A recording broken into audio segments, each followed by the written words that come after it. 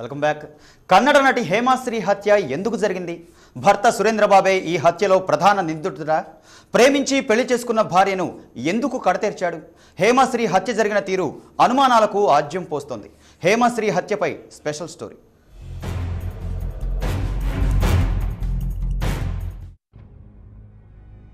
ఇప్పుడిప్పుడే కన్నడ చలనచిత్ర రంగంలోనూ బుల్లితెరపైన నిలదొక్కుంటున్న హేమశ్రీ హత్యపై పలు అనుమానాలు వ్యక్తమవుతున్నాయి. ఇష్టం లేని పెళ్లి ఆమె మెడకు ఉరితాడైందా? కట్టుకున్నవాడే కాలయముడయ్యాడా? సంసార సుఖం కోసమే జీవిత భాగస్వామిని కడతేర్చాడా? దగ్గరకు రాని భార్యను బలవంతంగా సొంతం చేసుకోవాలనే కోరిక అతనిలోని మృగాన్ని నిద్రలేపిందా?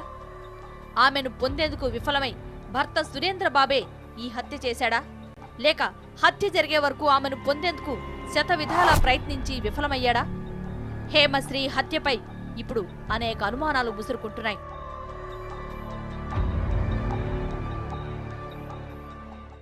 సక్సెస్ఫుల్ నటిగా కొనసాగుతున్న హేమశ్రీ జీవితం 2008లో మలుపు తిరిగింది. కేవలం నటిగానే కాకుండా రాజకీయ రంగంలో కూడా కాలు మోపింది. జేడీఎస్ తరపున కర్ణాటక ఎన్నికల్లో పోటీ చేసి ఓడిపోయింది. అప్పుడే సురేంద్రబాబుతో ఆమెకు పరిచయమైంది. అప్పట్నుంచి ఆమెకు దగ్గరయ్యేందుకు, తన దానిగా చేసుకునేందుకు సురేంద్రబాబు చేయని ప్రయత్నం లేదు. ఆమె కోసం ఎంతో ఖర్చు పెట్టాడు. అదే అతని ధీమా. ఆ ధీమాతోనే ఆమెను బలవంతంగా పెళ్లి చేసుకున్నాడు. అయితే ఇద్దరి వయసులో ఎంతో తేడా. అతనికి 48, ఆమెకు 26. ఇష్టం లేని పెళ్లి, పైగా తల్లిపోరు. కాదనలేకపోయింది. బలవంతంగానే తల ఉంచింది. 3 ముళ్ళు వేయించుకుంది. అయితే సురేంద్రది వన్ సైడ్ లవ్. సురేంద్ర డబ్బున్నవాడు కావడంతో హేమశ్రీ తల్లి కూడా సురేంద్రబాబుకే వత్తాసు పలుకుతూ వచ్చింది. పాపం అప్పట్నుంచే హేమకు కష్టాలు మొదలయ్యాయి.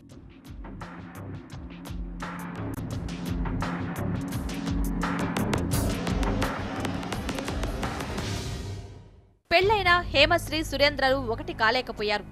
మనసు చంపుకుని పెళ్లైతే చేసుకుంది గాని ఇష్టం లేని భర్తకు హేమ దగ్గర కాలేకపోయింది. అయితే ఆమెను పొందేందుకు సురేంద్ర ఎన్ని ప్రయత్నాలు చేసినా బెడిసి కొడుతూనే వచ్చాయి. సంసార సుఖానికి దగ్గర కాలేకపోయాడు. పదే పదే తన కోరిక తీర్చమని హేమపై ఒత్తిడి తెచ్చేవాడు. ఆమె నిరాకరిస్తూ ఉండడంతో వేధింపులకు పాల్పడ్డాడు. ఎలాగైనా భార్యను అనుభవించాలని వ్యూహాలు రచించాడు.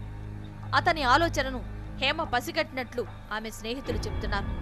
ఆమెను ఎలాగైనా మరో ప్రాంతానికి తీసుకెళ్లి బలవంతంగా అనుభవించాలనుకున్నాడు. ఇందుకుగాను అనంతపురంలోని తన స్నేహితుడు మురళితో సంప్రదించాడు. అతని ఫామ్ హౌస్ లో ఒక మంచి పార్టీ ఏర్పాటు చేసుకున్నాడు. పరిసరాల్ని గమనించాడు. అదే తనకు అనుకూలమైన స్థలంగా ఎంచుకున్నాడు. ఒక్కసారి కూతురు అల్లుడు ఏకాంతంగా కలుసుకుంటే ఇక అన్ని సమస్యలు చక్కబడతాయని హేమశ్రీ తల్లి కూడా భావించింది. సురేంద్ర పన్నాగం తెలియక సరే అందా? లేక కూతురు కాపురం చక్కబడుతుందిలే అని భావించిందా? ఆమె ప్రవర్తనపై కూడా అనుమానాలు వ్యక్తమవుతున్నాయి. పెళ్లి తర్వాత హేమ పూర్తిగా ఒంటరిదైపోయింది. తల్లి కూడా భర్త వైపే మొగ్గు చూపడంతో అందరికీ దూరంగా బెంగళూరులోని బనశంకర్లో ఉంటోంది. పూర్తి డిప్రెషన్లోకి వెళ్లిన ఆమె తన పెళ్లి గురించి ఎవరైనా ప్రస్తావన తెస్తే టాపిక్ మార్చేస్తుంది. ఇక భార్య హేమను అనంతపురం తీసుకెళ్లాలని భావించిన సురేంద్ర ఈ నెల 8వ తేదీన చిక్కపేటలో పెద్ద మొత్తంలో క్లోరోఫామ్ కొనుక్కుని ఆ రాత్రి బెంగళూరు బనశంకర్లో ఉంటున్న హేమశ్రీ ఇంటికెళ్లాడు. అప్పటికే నిద్రలో ఉన్న ఆమెకు అధిక మోతాదులో మత్తుమందిచ్చాడు. ఆమె స్పృహ కోల్పోయినట్లు నిర్ధారించుకున్నాడు. అనంతపురంలోని తన స్నేహితుడు మురళితో అనేక పర్యాయాలు ఫోన్లో సంప్రదింపులు జరిపాడు. ఆ తర్వాత తన కార్ డ్రైవర్ సతీష్ సహాయంతో ఆమెను కారులోకి చేర్చాడు. అక్కడి నుండి అనంతపురం బయలుదేరాడు.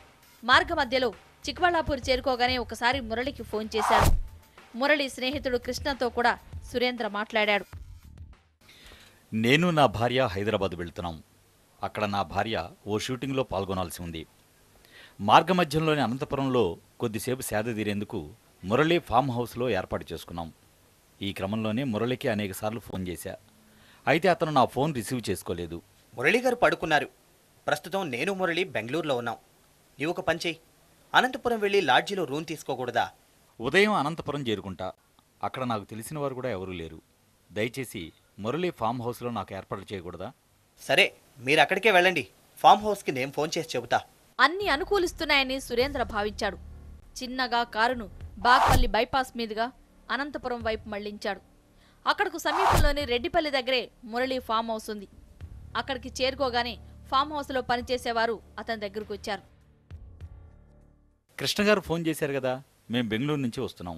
కృష్ణ మాకు చెప్పింది కదా ఎక్కడ? అవును సార్, చెప్పారు రండి. ఇప్పటి వరకు అన్నీ సురేంద్ర అనుకున్నట్లుగానే జరిగాయి. కారులో ఉన్న భార్యను పనివారి సహాయంతో గదిలోకి తీసుకెళ్లాడు. అయితే ఆమె స్థితి వారికి అనుమానాన్ని కలిగించింది. అప్పటికే కారు డ్రైవర్ సతీష్ ఏదో జరుగుతోందని భావించాడు. హేమశ్రీని గదిలోకి చేర్చగానే అతను అక్కడి నుంచి పరారయ్యాడు. ఫామ్ హౌస్లో పనిచేసేవారు తమ అనుమానాన్ని యజమాని మురళికి ఫోన్లో తెలిపారు. అప్పటికే తెల్లవారడంతో సురేంద్ర ఏం చెయ్యాలో తెలియక పనిచేసేవారిని పిలిచాడు. తన భార్య ఆరోగ్యం బాగాలేదని, అమృతాంజనం కావాలని అడిగాడు. ఆ తర్వాత టిఫిన్ కూడా తెప్పించుకున్నాడు. అయితే అప్పటికే హేమశ్రీ మరణించింది. ఆమె బనసాగర్లోనే చనిపోయిందా లేక ఫామ్ హౌస్లోనా చనిపోయిందా అన్నది తేలాల్సింది.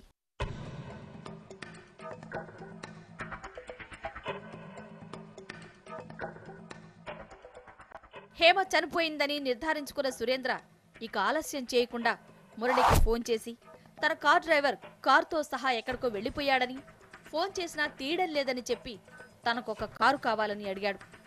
అక్కడి నుంచి మురళి ఏర్పాటు చేసిన కారులో హేమశ్రీ మృతదేహాన్ని తీసుకుని బెంగళూరు బయలుదేరాడు. మధ్య మధ్యలో స్నేహితుల సలహాలు తీసుకుంటూ బెంగళూరులోనే చాలాసేపు తిరిగాడు. చివరికి నగరంలోని హెబ్బాల్లో ఉన్న బాప్టిస్ట్ ఆసుపత్రిలో హేమశ్రీని జాయిన్ చేశాడు. అప్పటికి ఆమె శరీరం నల్లబారింది. ఆమె కొన్ని గంటల క్రితమే చనిపోయిందని నిర్ధారించుకున్న ఆసుపత్రి సిబ్బంది పోలీసులకు సమాచారం అందించారు. సురేంద్ర చెప్పేది విశ్వసించని పోలీసులు అతన్ని అరెస్ట్ చేసి కోర్టులో హాజరుపరిచారు. కోర్టు ఈ నెల 19 వరకు రిమాండ్ విధించింది.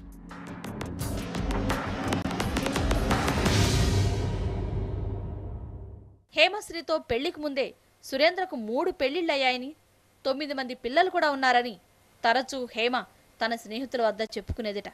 వెండి తెరపై ఒక వెలిగిన హేమ అర్ధాంతరంగా రాలిపోయింది. దీనిపై మహిళా సంఘాలు కూడా ఆందోళనకు దిగాయి. సురేంద్రను కఠినంగా శిక్షించాలంటూ డిమాండ్ చేస్తున్నాయి.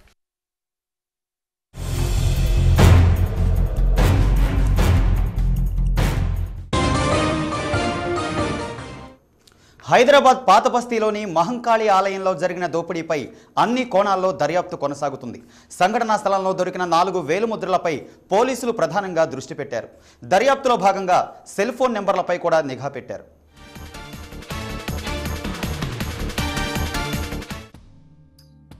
హైదరాబాద్ పాతనగరం లాల్ దర్వాజాలో మహంకాళి అమ్మవారి ఆలయంలో జరిగిన దోపిడీపై పోలీసుల దర్యాప్తు కొనసాగుతోంది.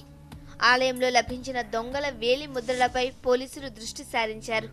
ఇక్కడ సేకరించిన వేలి ముద్రలను హైదరాబాద్లో ఎప్పటి వరకు జరిగిన దొంగతనాల్లోని 70 వేలి ముద్రలతో పోల్చి చూశారు. ఇందులో 4 వేలి ముద్రలు కొత్తవిగా తేలాయి. వీటిని డీజీపీ ఆఫీసులోని ఫింగర్ ప్రింట్ బ్యూరోకి పంపి విశ్లేషిస్తున్నారు.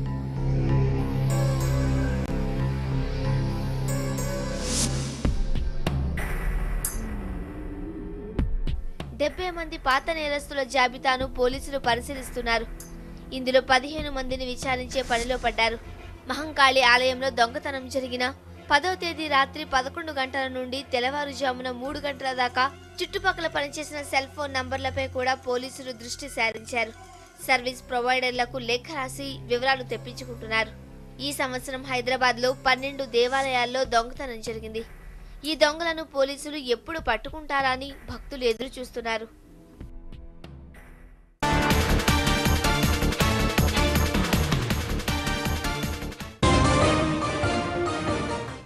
డెక్కన్ చార్జర్స్ కథ ముగిసిందో లేదో బీసీసీఐ కొత్త జట్ల కోసం టెండర్ పిలిచింది. దీనికి సంబంధించి 12 సిటీలను ఎంపిక చేసింది. సెలెక్ట్ చేసిన ప్రాంతాల నుంచి కొత్త జట్టుకు టెండర్ వేయాల్సిందిగా ఫ్రాంచైజీలను ఆహ్వానించింది. ఈ నెల 25న టెండర్లపై బీసీసీఐ నిర్ణయం తీసుకోనుంది. ఐపీఎల్లో కొత్త జట్టు, టెండర్లకు ఆహ్వానం, 12 సిటీల ఎంపిక, రేసులో వీడియోకాన్, అడాక్, జేపీ. ఇండియన్ ప్రీమియర్ లీగ్లో మరో కొత్త జట్టు అభిమానులను అలరించేందుకు సిద్ధమవుతోంది. 4వ సీజన్కు ముందు 2 కొత్త జట్లకు చోటిచ్చిన బోర్డు 6వ సీజన్కు మరో కొత్త జట్టుతో ముస్తాబు కానుంది. డెక్కన్ చార్జర్స్ను రద్దు చేసిన గంటల వ్యవధిలోనే కొత్త జట్టు కోసం బోర్డు టెండర్లకు ఆహ్వానం పలికింది. కొత్త జట్టు కోసం బోర్డు 12 సిటీల్ని ఎంపిక చేసింది. అహ్మదాబాద్, హైదరాబాద్, విశాఖపట్నం, ధర్మశాల, ఇండోర్, కొచ్చి, నోయిడా, నాగ్పూర్, కటక్, కాన్పూర్, రాజ్కోట్, రాంచీల నుంచి బోర్డు టెండర్లకు ఆహ్వానం పలికింది. 5 ఏళ్లకు బేస్ ప్రైస్ 300 కోట్లు, అంటే ఏడాదికి 60 కోట్లు. ఈ ఫ్రాంచైజీకి పాత నిబంధనలే వర్తిస్తాయి. 2010లో 2 కొత్త జట్లను ఆహ్వానించినప్పుడు వాటిని 1000 కోట్లకు పైగా పెట్టుబడితో ఫ్రాంచైజీలు దక్కించుకున్నాయి. దీంతో ఇప్పుడు కొత్త ఫ్రాంచైజీని ఎంతకు దక్కించుకుంటారోనని అందరూ ఆతృతగా ఎదురుచూస్తున్నారు. వీటితో పాటు ఇప్పటికే టాప్ క్లాస్ ప్లేయర్స్ అందరూ వివిధ ఫ్రాంచైజీల్లో ఉండడంతో కొత్త జట్టు తరపున ఎవరు బరిలోకి దిగుతారనేది ప్రశ్నగా మిగిలింది. టెండర్ దక్కించుకున్న ఈ జట్టు వచ్చే సీజన్ నుంచే బరిలోకి దిగనుంది. డెక్కన్ చార్జర్స్ ను టెర్మినేట్ చేయడంతో ఈ జట్టు ప్లేయర్స్ ను కొత్త ఫ్రాంచైజీ తరపున బరిలోకి దించే ప్రయత్నాలు బోర్డు చేస్తున్నట్టు సమాచారం. ఈ నెల 15 నుంచి టెండర్లకు ఆహ్వానం పలికారు. కొత్త ఫ్రాంచైజీపై ఆసక్తి ఉన్న సంస్థ బీసీసీఐ పేరు మీద 5 లక్షల డిమాండ్ డ్రాఫ్ట్ ను తీయాలి. అక్టోబర్ 25 మధ్యాహ్నం బిడ్డింగ్ దాఖలు చేసేందుకు చివరి రోజు. కొత్త ఫ్రాంచైజీని దక్కించుకునేందుకు అనిల్ ధీరుభాయ్ అంబానీ గ్రూప్ తో పాటు వీడియోకాన్ జేపీ గ్రూపులు పోటీ పడుతున్నాయి. ఈ 3 సంస్థలతో పాటు గుజరాత్ క్రికెట్ అసోసియేషన్ జట్టును కొనుగోలు చేసే ప్రయత్నాల్లో ఉన్నట్టు సమాచారం. విశాఖపట్నం నుంచి పీవీపీ వెంచర్స్ మరోసారి తమ అదృష్టాన్ని పరీక్షించుకునే అవకాశం ఉందనే ఊహాగానాలు జోరందుకున్నాయి. బీసీసీఐ నిర్ణయం వెనుక బ్రాడ్కాస్టర్ల ఒత్తిడి పనిచేసిందనే ఆరోపణలు తెరపైకొస్తున్నా కొత్త జట్టు టెండర్తో బోర్డుకు కాసులు కురవడం ఖాయంగా కనిపిస్తోంది.